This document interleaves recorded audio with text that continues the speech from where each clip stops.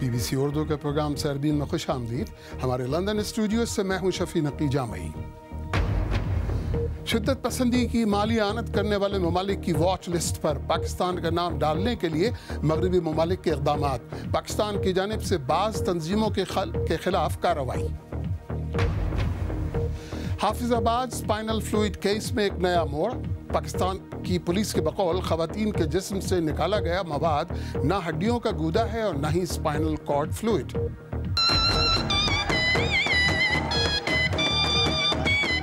لال شہباز قلندر کے مزار پر خودکش حملے کو کل 1 سال پورا ہو جائے گا۔ دیکھیے گا درگاہ پر نگاڑا پیٹنے والا اس دن کو کیسے یاد کرتا ہے۔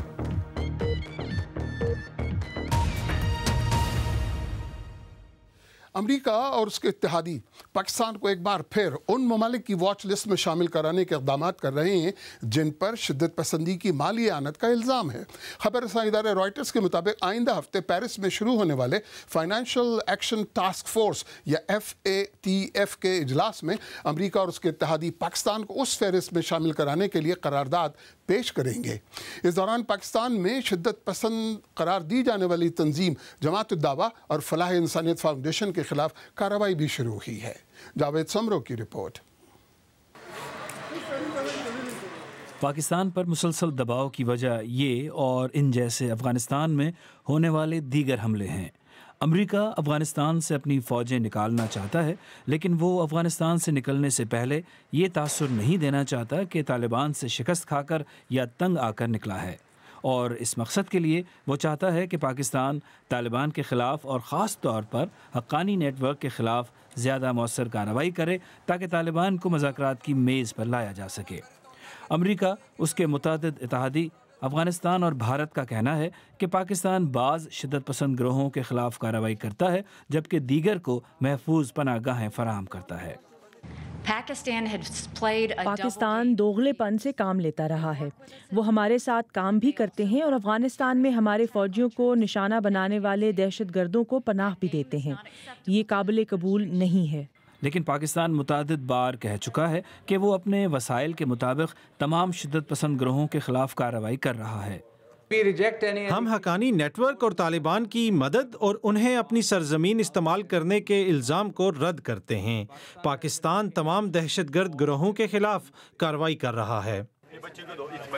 بڑھتے ہوئے عالمی دباؤ پر پاکستان نے ممبئی حملوں کے الزامات کا سامنا کرنے والے سابق لشکر طیبہ اور حالیہ جماعت الدعوہ کے سربراہ حافظ سعید احمد اور ان سے منسلک ایک خیراتی ادارے فلاح انسانیت فاؤنڈیشن کے خلاف کارروائی شروع کی ہے۔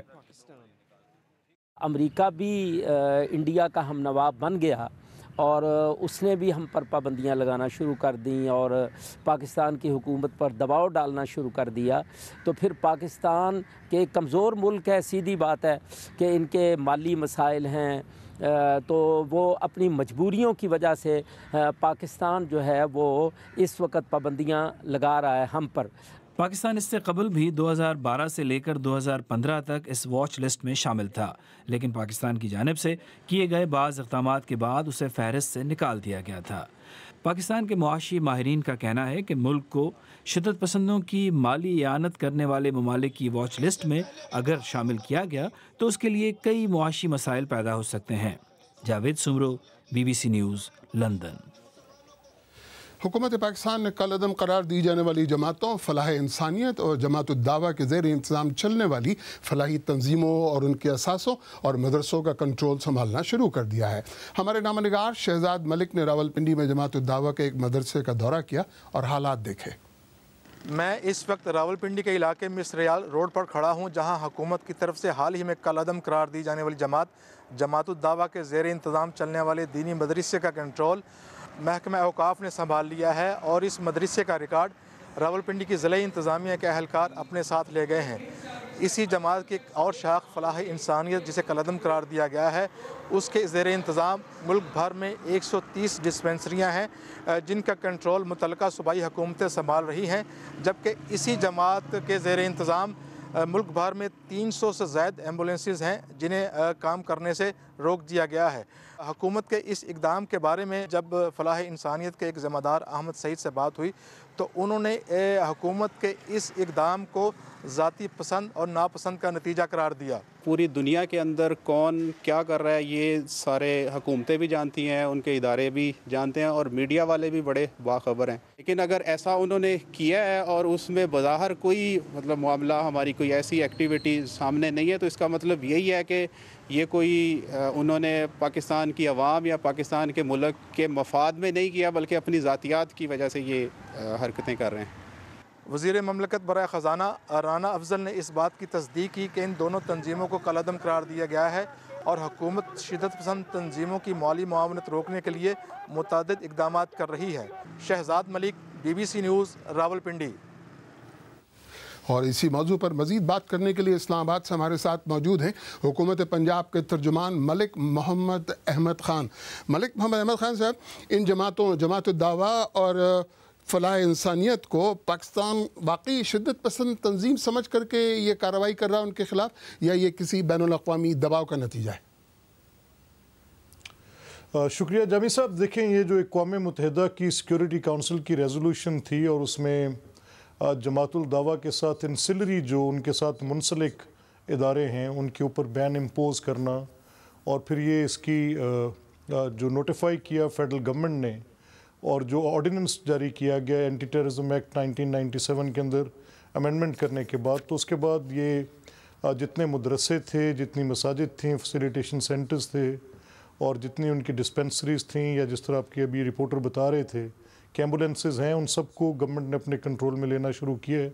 جو بدتریج ہم جو احکامات فیڈرل گورنمنٹ کے ہیں جو نوٹیفائی انہوں نے کیا ہے اس کے اوپر پورا عمل کریں گے۔ جی ٹھیک ہے، یہ دیکھیں کارروائیاں تو پہلے بھی ہوتی رہی ہیں نا سر۔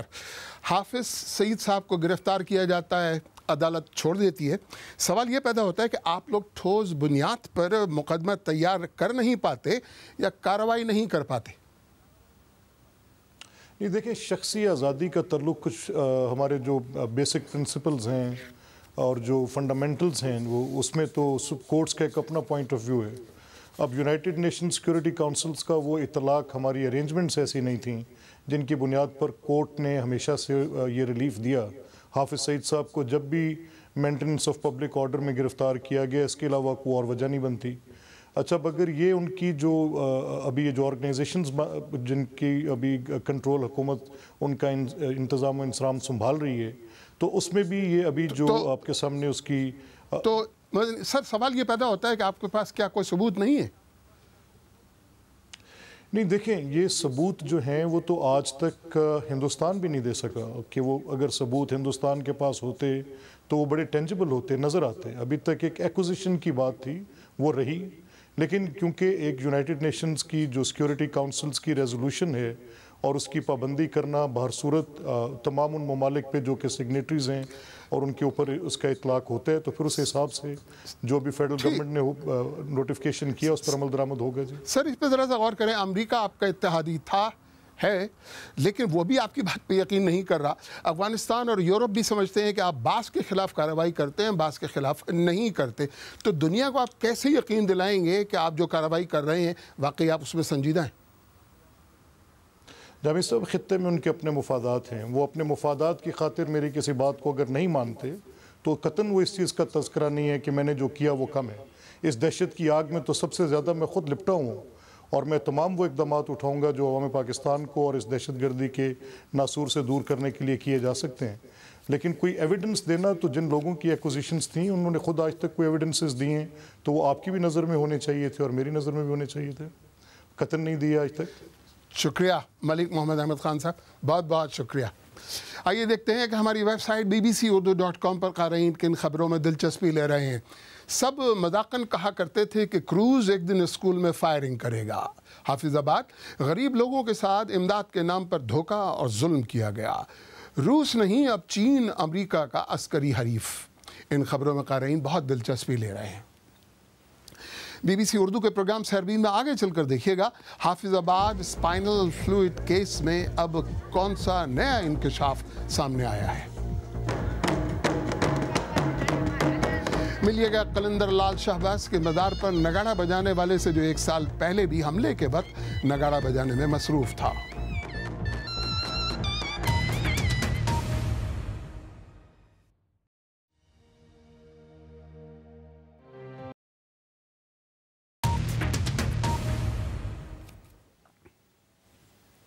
BBC اردو کے پروگرام سیربین میں ایک بار پھر خوش آمدید۔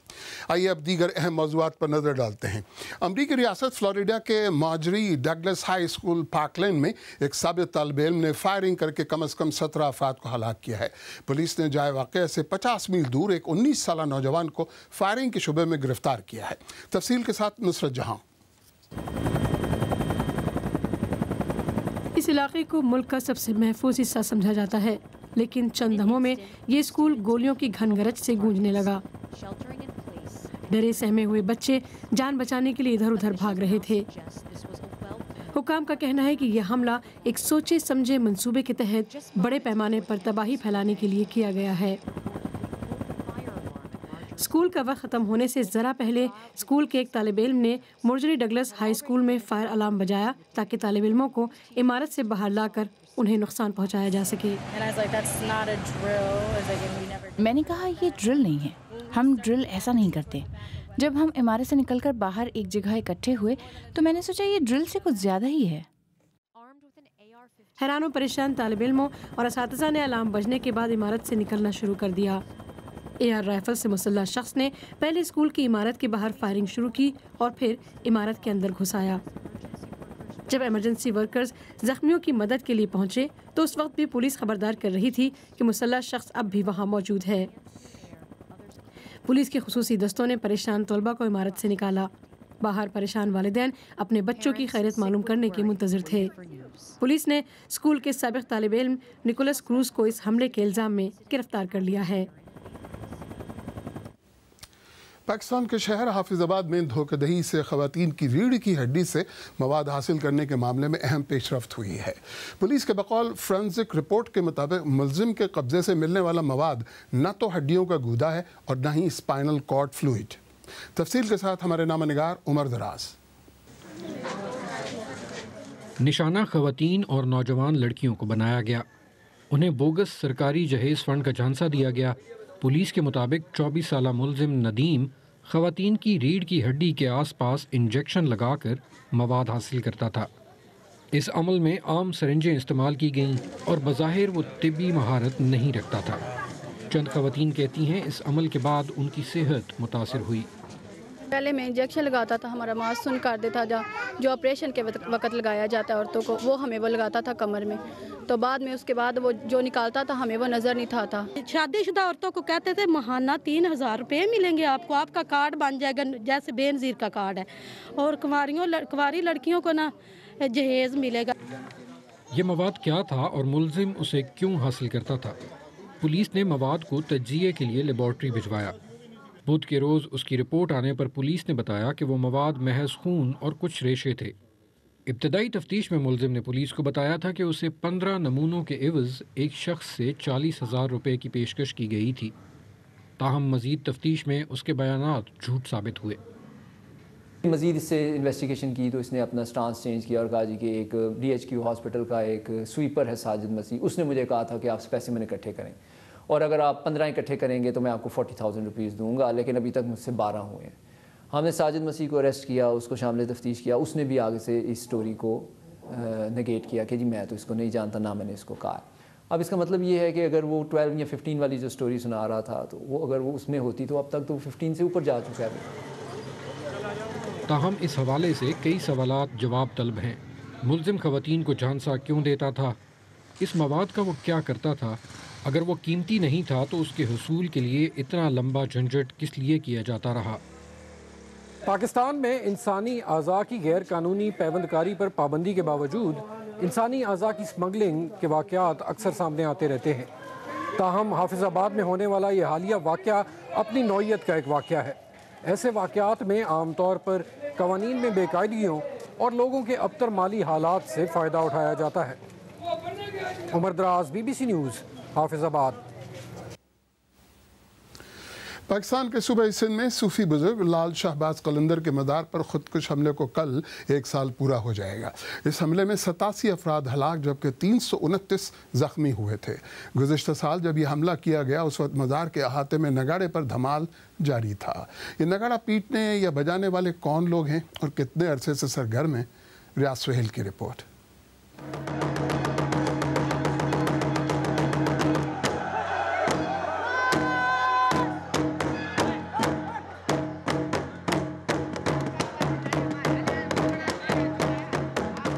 जब मैं धमाल शुरू करता हूँ हम मालिक के सामने हम दीदार करते हैं। बाकी उस टाइम जिस टाइम ब्लास्ट हो गया तो हमें कोई मालूम नहीं, फिर भी उस टाइम बजा रहे थे। बाद में जिससे अवाम बाहर निकली थी तो फिर पता चला था कि ये, तो उस टाइम हम ऐसे थे बजा रहे थे, ऐसे बजा रहे थे, जैसे कहा था हमने ऐसे हाथ निकाला और उधर बैठ गया था।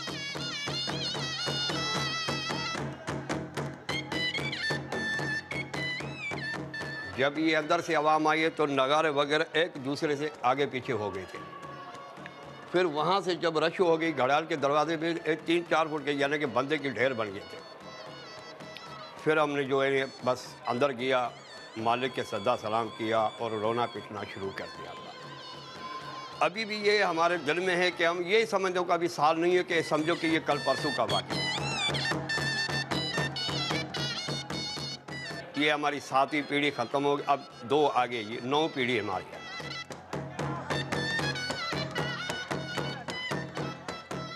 दो साल के दरमियान में था तो ये बैठे बैठे अपने वालिद साहब के गोदी में बैठ के हमने ये देखा। और ये सिर्फ साल में हम सारी ज़िंदगी बजा रहे हैं, चाहे तूफ़ान होए, बारिश होए, जो भी होए, सिर्फ मुहर्रम से चाँद नज़र आया, यकम मुहर्रम से लेके 10 मुहर्रम तक, मुहर्रम के 10 दिन नहीं बचे।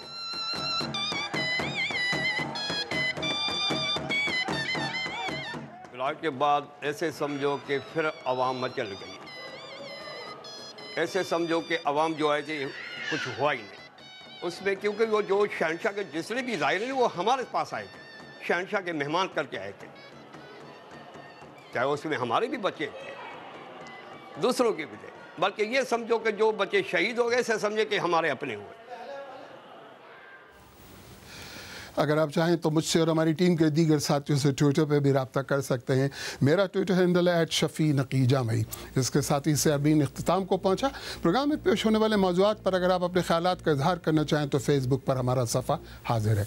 मुझे पूरी टीम समेत इजाज़त दीजिए। खुदा हाफ़िज़।